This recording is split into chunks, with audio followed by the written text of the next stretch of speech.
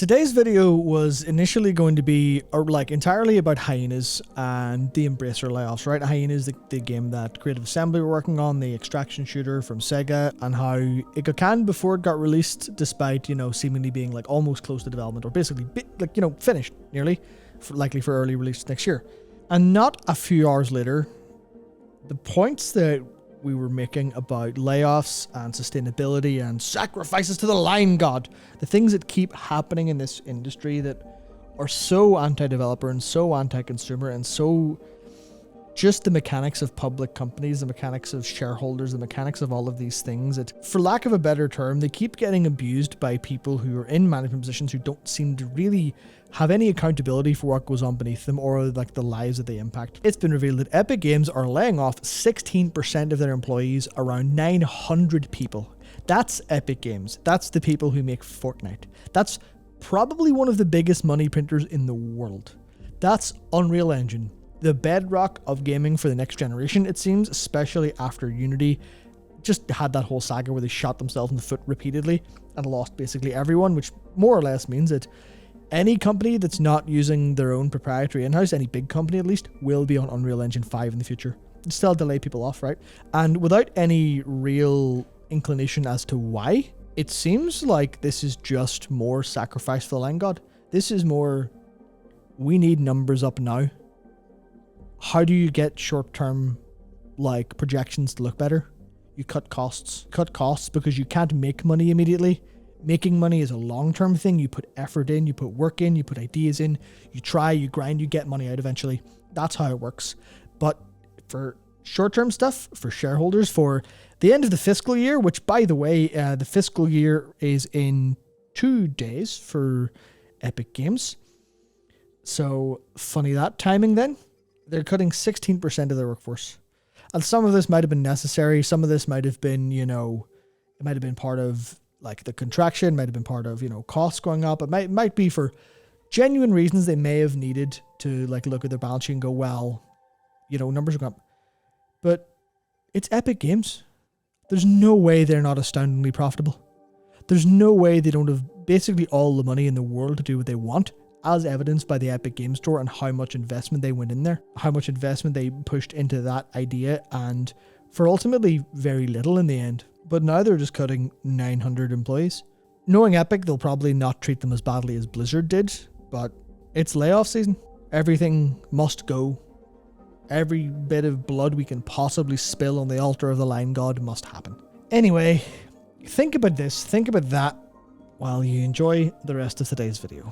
Thank you. Stop me if you've heard this one before. Corporate trend chasing creates a studio to push only a very cynical kind of game, almost blindly following in industry trends, and especially industry money-making trends and industry grand profiteering trends, only for them to realize at the, after the 5 or 6 or 7 year dive cycle that they've actually started way too late. The boat is so far gone that you can't even see the sail on the horizon, and they have to actually either release it to crickets or, in some cases, cancel it outright, punish basically all of the devs for daring to work on it by, redundancy or just straight up, just, getting rid of them. Sorry, we literally just kind of screwed that up, but, it's on you to take, developers. Because this is what's happened again, right? Now, I don't know how many of you even heard of Hyenas or how many people were excited for it, because it seemed interesting, right? And not necessarily in a good way. It was an extraction shooter based on this kind of quirky stealing SEGA merchandise and stuff in space. I've seen it described as pretty good in playtesting, but I've also seen it described as exactly that, cynical, where it's just make an extraction shooter. We'll leave the details up to you, just make it as fast as you can. And it wasn't even out, right? They finished a beta test, the whole hashtag join the pack, and people were giving feedback, the developers were working away as hard as they could. And then SEGA just went, nah, sorry devs, we don't think this is going to make enough money. We're the ones who told you to do it, and you worked for however many years on this, and you are not even going to get a credit for it. We're not going to see our own ambition, we're not going to see our own plan actually come to fruition. And they're not going to see any real downside from it, right? Sacrifices on the altar for the line god once more. Because here's what's actually happened, right? SEGA want better profits. Per Sega Sammy, which is the parent corporation, Sega isn't making enough money from its European operations. That's Rovio, 2 Point Studios, Amplitude, Sports Interactive, and Creative Assembly, right? They trend towards the strategy and management games, a pretty strong niche, right? A pretty strong niche in Europe for a lot of stuff on PC. And so what they've said is reactionary decline from the stay-at-home demand in COVID-19 and the economic downturn due to inflation in the European region, and profitability has been lowered, mainly in European bases. Which is to say, the rate of return on investment in Europe for them has lowered since people stopped spending as much as they did during the pandemic, which is kind of obvious. So they're putting more money in and getting less back, all while expenses continue to increase. So they need more profitability. And what's the first thing companies do when they need more profitability? Cuts, obviously. We will implement reduction of the various fixed expenses at several group companies in the relevant regions centered on Creative Assembly. One-time expenses related to reduction of fixed expenses. So basically, Creative Assembly had a whole bunch of new interesting games in the pipeline, and they got told to shut them all down and get rid of a lot of their staff. And the thing is, that includes some unannounced games, including a new action title from CA. It also includes other games from across the European region, so God knows how many things are caught in the crossfire here. However many devs and games are just, sorry, we made horrible mistakes when we planned this. Whoops. We thought the COVID gravy train would never end. Sorry about that. Goodbye. So IGN reported then the entire team for Hyenas has been given redundancy, and that they found out at the same time we did, which is, just a short while ago. The closed beta ended on the 15th, and 2 weeks later, canned, and internal sources are suggesting to people that it's almost done. It was functionally nearly complete. I hear some Chris Schilling saying, working on something for years, you're really close to the finish line, and then some old men in suits pull the plug because a cell on a spreadsheet is red. And obviously, if you don't have the money to support the project, that's literally, there's nothing you can do about that. If they need to cancel it for their business to survive, sure. But they didn't even take a risk on it. They didn't even go, well, we're this close, we might as well release it. We might as well put the extra little bit in and get it across the line. And, at least these, this game will have a chance. At least the developers that put the work in and made this thing can at least see if their baby has any success whatsoever. But it's mostly a failure of management, right? Because Hyenas was ambitious. It was an attempt to recreate what happened with Alien Isolation, which is, hey, we're a load of strategy game devs. How about we do some first-person horror? And everyone went, that was brilliant. Oh my God, that was really good. So I think they just wanted to do the same, but instead of I don't want to be rude and say an artistic genre, like the first-person horror, but immersive and etc. But an extraction shooter, you kind of go, well, who greenlit that? Who said make an extraction shooter? Because if I had to guess, I would say it probably wasn't anyone in the actual. I can't imagine there's anyone in the team saying, "Oh, I'm so hyped to make an extraction shooter after making Alien Isolation." Because the important thing about this is extraction shooter, right? That was a good couple of years ago that got popular. Everyone remembers Tarkov coming out of the forest and blindsiding everyone. That was years ago. And Hyenas is so far behind the trend. It's so far behind the baseline of what people are doing now that extraction shooters, people still play them, of course, but they're just kind of they're not the done thing anymore. It almost feels like a version of Sony re-releasing Morbius because they saw the morbing meme and went, oh yeah, this is definitely real. This is 100% going to work for us. Just completely out of touch with what things actually happen. But it's not even just the Hyenas team. It's layoffs across the company because Creative Assembly are ramping up to deliver Total War Pharaoh this October, but staff are concerned with whether they'll actually have jobs by the time that releases or if they don't get canned shortly after.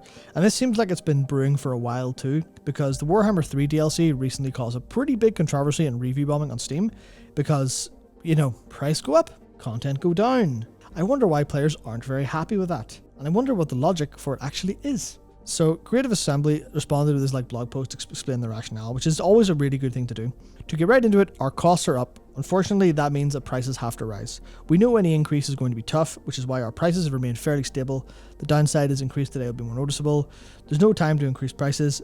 However, this is the business reality of supporting Warhammer 3. Obviously, people were very mad about this. People don't give a shit because it's not up to the player base to go, oh, your profit margins are down. Oh, we're so sorry about that. Here, we'll give you more money. We'll just make it more expensive. We'll give you money for free. Open a little GoFundMe for your profit margins there, Sega Sammy, big successful multinational corporation. If you just open a little coffee, we'll throw in whatever change we have to make sure you're supported. Because that's what it feels like to gamers a lot of the time. And obviously I'm being very loaded in how I'm describing this because business is business. There's no two ways around that. But people don't want things to be getting worse. People want things to either stay the same that they're happy with or get better. But getting less support for more money is not okay. It straight up kind of isn't. at least from the player experience perspective, right? And here's where it gets interesting. Ensuring we're able to offer the years of extra content that are currently planned. Is that a threat? Are you saying buy our DLC or we won't support your game? Because that's how some people read about it. And people also think that's what happened with Total War 3 Kingdoms, where they saw, oh, the DLC attach rate was a bit low. Well, to hell with support then. We have to make new product. We have to make the new box thing. You see a lot of cases of just, oh, that isn't printing money. Quick, make a new money printer. Develop the next money printer. Because we keep trying and trying and trying for something that will finally be the golden goose. Just constantly cracking open eggs going, no gold here, shit, move on, lay another egg quick, or gut another goose looking for the stuff. And it always feels that way, where that's just kind of that's the Call of Duty model has been that for a while. At least it's felt that way, where it's just, oh, quick, just release the new one. World of Warcraft, in a way, has felt like that for a while, which is, oh, we need a new box product to sell because people aren't supporting us as much as we need to. And obviously some of that's fine if your box product's good, but it just feels like Creative Assembly are under a whole bunch of pressure to the point where they're making these decisions that are starting to alienate and outrage their pretty dedicated fan base. And that's the thing about something like CA, about a niche. You are your fans. That's something that, as we kind of understand that quite a bit here on YouTube. It's without fans, none of this happens. Without people who like what you do and are willing to support it, none of this happens. Obviously, you have to have some internal creativity and your own drive and things like that. But without customers, you don't exist. It's like you look at the 1,000 True Fans model and the essay that was about, and it's like, yeah, the whole point is people give you their money. They give you their hard-earned money. They spend their limited time on this planet playing your game. You're supposed to respect that the entire way down. You're supposed to respect that, and that's where the healthy version of the game industry comes from. It's, hello, would you like a product that we made for you?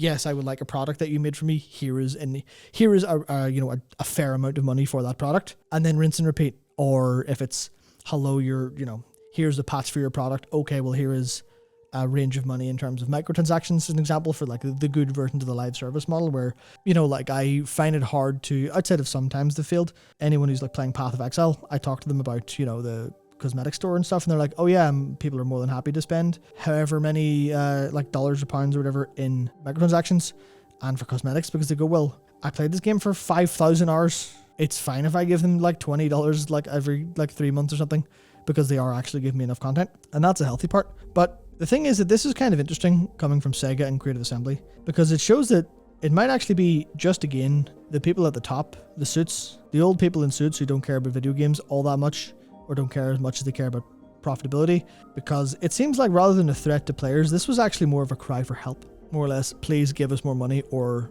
we're going to be told to shut this down, which sucks. Now, the awkward part is that a lot of people in the Total War community are really happy that Hyenas is cancelled, because they're thinking, oh, well, that was our money. That was our Creative Assembly money that isn't going into our games. That's, that can now be used for support here, as opposed to, being wasted over on that awful product that no one actually wanted. And that's kind of interesting. Obviously, the staff and resources aren't sticking around. They're all, laid off in redundancy, and some of those redundancies might apply to those teams as well. But it's definitely it's a feeling, right? It's not necessarily how it works, but it is a feeling that people are going, well, we live in a very zero-sum world now, where things don't just come about new and happy. Things have to be taken, or at least it feels that way. If Team A if Team A have resources, then Team B don't. More resources don't come out of nothing. Something has to give for you to get what you want. And that's like a research thing in terms of how people think about the world today compared to 40 years ago. But it's just interesting because this is it's sacrifice to the line god. It's management bet all of this on a horrible, stupid bet that I don't think anyone in the right mind would have made. And then everyone else has to pay for it. Because here's exactly what, Dan Pearce says. Hey, you don't think this norm of all or nothing mega game projects, where developers and publishers have to guess the gaming landscape 5 years ahead of time, with increasingly huge budgets, is unsustainable, actually? Throwing the world's slowest moving dart with a couple $100 million wrapped around it. And that's something happening, entirely across the industry. This has been such a dire story so far for just, man in suit says, make the thing that is going to make us loads of money. And I'm sure a lot of people say, that's not going to make us all the money. Are you dumb? And then that person gets told to shut up. And then, $100 million is thrown into the pile going, we'll see what happens. We'll see what happens, actually. I guess we'll... extraction shooter, I heard my nephew's playing a lot of Tarkov and all of his friends are. Make one of those. And it's hard to know if that's true, but it's hard to imagine anything else. It's hard to imagine a group of people sitting down and going, actually, if we have our own take on extraction shooter genre, if we go for, these interesting vibes, kind of almost a little Borderlands in there, we get a little bit of the space stuff in there, we throw loads of Sonic merch into it and Sega references, because people like Sega and Sega's IP is really strong. If we do that, then we're going to make $1 billion. I can't imagine a group of people thinking that and not been told, what are you on and can I please have some of it? But this is something happening across the entire industry. And this is why I'm kind of exasperated today, because I'm super happy with the state of video games, but this stuff keeps happening and it's just kind of depressing. Because here's Embracer, right? More layoffs. Because only days after the release of the middlingly received MythForce, Beamdog have lost 26 staff across all disciplines. And that was Aspyr, who bought Beamdog in 2022. And then within a year, they're like, goodbye. Obviously, there's middlingly received. It probably wasn't successful enough. And there's a little bit of normality to that, where if you make a game and it doesn't sell, you can't afford to make another game. That is the reality of it. There's no two ways around that, and it's completely normal and fair. Would that have happened without the acquisition? We don't have a magic mirror to look into the other timeline and see, but it feels like all of this acquisition, all of this consolidation is from companies who are going, we're going to buy you. For what reason? To skim profits off the top and to kill you if you're not profitable enough. It's like all of these devs or chickens running around the field laying eggs all the time, having a decent enough time. Sometimes it's hard, sometimes they die from not being looked after sometimes and things like that. But the alternative is turning them into battery hens. And that is kind of what this feels like at the minute. Because here's Crystal Dynamics. Now, this isn't a very massive series of layoffs, and it's actually usually a pretty natural thing. But marketing and IT roles have been kind of cut down out of nowhere, just because, there we go. But this affects staff who've been there for very, very many years and came after Embracer got Amazon on board for it. So it's just, some layoffs keep happening here. Meanwhile, Embracer are like, oh, Tomb Raider IP, Netflix show, let's go, we've got that.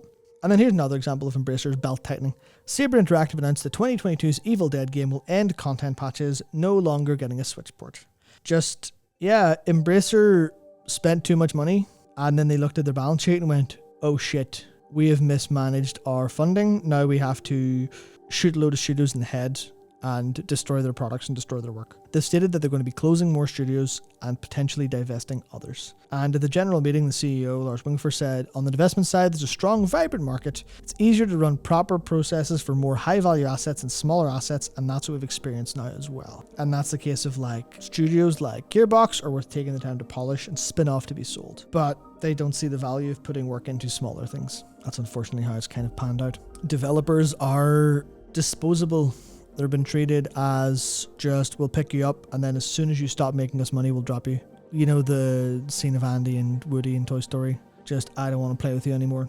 That's what it feels like in a whole bunch of ways. And there's a market reality to it where the economy's not doing all that well. So spending on games is probably down. And there's going to be a natural tightening of that. There's going to be a natural, this doesn't work as well. The constant fear in everyone's head is, did any of the developers want this to happen? Do any of the players want this to happen? Did anyone actually want hyenas to exist? And that's the question you kind of need to ask is, was this all just a big bet made by Sega going, give us an extraction shooter, knowing that they'll be shielded from any of the outcomes? Obviously, they lose a bunch of their finances, but that's not their money. That's not their livelihoods. That's almost fake money to them in a way, outside of, share prices impacting their wealth and stuff. But it's the developers who lose a bunch of their jobs. It's the developers who feel the sting of it, and it's the health of the game industry as a whole that hurts. So I don't want to just sit here and be like, oh, poor developers losing their jobs and stuff. But for us, for players, it's very telling that obviously things are going really well in the industry in places. I'll not doubt that. But it also feels like this is getting worse in so many ways. But we do have a way out of this, which is great, because strikes have been authorized for the video game voice actors. The Writers Guild of America just walked away from a 5-month strike with functionally everything they asked for. The Screen Actors Guild are going to start next. So obviously that Writers Guild was just, we're not going to write until you give us all these. And it worked, because without writing, you don't have any shows, you don't have any media, and then your media business explodes. So obviously a lot of support from a lot of people were able to push through that. But now video game voice actors, we might be in for a very interesting few years, that's for sure. Because a 98.32% approval rating. So basically they almost universally agreed, you have the authority now to call a strike. If the guild goes, we need to strike now, we need to deny these corporations our labor until they learn the value of it, it'll happen. So they're back and talking with all these companies, but there's no strike yet. But if it does happen, SAG-AFTRA might actually start to say, hey, maybe it's time for players and for the industry to work together to fight this. So in film and TV, they never called for a boycott, but there might actually be a case for content creators and influencers being asked not to talk and promote all of these things that are, basically scab work in a bunch of ways. So, if you're going to work through the strike, then you're a traitor to your people as a whole, which is obviously that's really complicated when it comes into, like if you have to work to stay alive, etc. That's all complicated. But fundamentally, it's like, if a voice actor strike happens, think of how many games rely on not just voice actors, but big name actors to do a lot of their mocap. Imagine what happens to Sony's first party if they just go, right, and strike for, a month, 2 months, 3 months, 4 months, 6 months, however long it takes. That is directly pushed into delay for those games. That is directly just, that is 6 months of burn, like money burn of, paying devs and stuff, that is just lost to the ether. So the reason they're striking is a lot about additional compensation, protection for worker safety, the rights of voice actors around AI and stuff like that, which is very important. And I know obviously they'll go, well, maybe a world where all the voice actors are striking mean we get more gameplay focused games. And that was one of my first thoughts as well. Obviously, voice actors are super important to how a game feels, even if it's focused on gameplay and stuff like that. But you can definitely maybe see a world where they pull back from making movie games quite as much if the people they need start to ask for a lot more money, start to ask for fairer compensation and things like that. So I think this is an interesting one. It's a case of a lot of people in the game industry getting very upset with what's happening to them, what's being pushed through them in a whole bunch of ways. Like the kind of failures of management that aren't actually being accounted for at the management level. And obviously there's a little bit to talk about with Jim Ryan retiring recently, with Hideki Kamiya leaving Platinum and kind of going, well, see you later, boys. The point today is it's these and I don't want to say profiteering is bad or anything, because obviously that's how the world works, but there has to be give and take. It can't just be take all the time. And that's what it feels like when these decisions of management, these callous decisions of, hey, we're going to just throw a load of you into the blender and see if what comes out is tasty and we can sell it. That's what it feels like a lot of the time with all of those Hyenas devs just be like, sorry, what was wrong with your game? We've actually thought about it and thought maybe it's not going to sell as well as we'd like, so we don't want to do this anymore. And it's their decision to make, but it feels like it's done without actually thinking about the people involved whatsoever. And that's the part that is unsustainable to me. That's the part that makes the industry burn out. It's the part that makes talent go, oh, I just spent, 3 however many years working on Hyenas. I've got this great, experience with multiplayer shooters, even though, probably started with none because of moving from Alien Isolation's team or whatever, or from the strategy game teams at Creative. You've learned so much and done all this expertise, learned all these lessons, taken all this feedback from players and beta tests to improve the game and stuff. And that's all institutional knowledge that should be important. And they're just happy to drop kick it out the window because it doesn't make enough money for them yet. It looks like the analytics spreadsheet of projections was green when they said yes, and then it turned red one day and they said, it's turned red. Quick, throw blood on the altar. We need the red to be green again. And then someone picked up the phone and went, hello, yes, the cell's red. Yep, roll out the guillotines. Thank you. And then went about their day. And that's what it feels like when it comes to all of this consolidation, all of this massiveness, all of this consistently bigger and bigger and bigger kind of everything. So there you go. Callous management, green lighting based on what seems to be fucking rolling dice and going, what do the bones say? Checking the tea leaves and not realizing the tea leaves are them looking at the TV and going, what was popular 3 years ago? That'll still be popular in 4 years' time. No, the industry doesn't move fast. To hell with you. Staff up a team and never let them release a game, because that would make too much sense. Thank you for watching. I'm going to see you tomorrow for some more news, because it really never stops around here, does it? Not that I'll complain. I'll see you tomorrow.